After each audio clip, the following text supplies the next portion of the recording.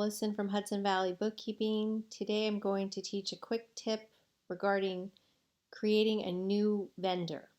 And there's a couple different ways you can do it. I will show you two of them.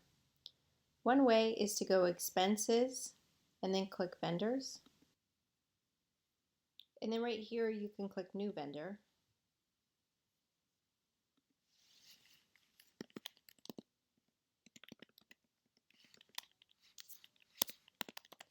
A lot of times you don't need to, it depends if you write checks or and so forth, but you could fill in the address.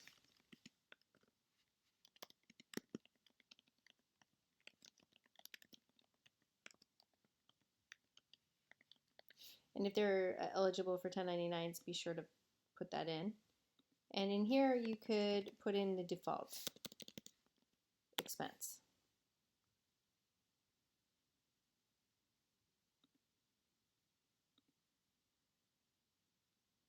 The other way is if you're posting a transaction,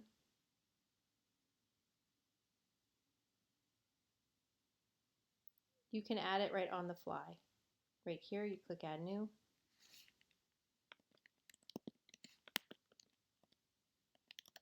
And you could click here to Details to import the rest. Click Save. It's a lot easier to do things like that. If you have one, I think it's better though to enter them ahead of time instead of trying to do them on the fly, because you could maybe make the wrong one.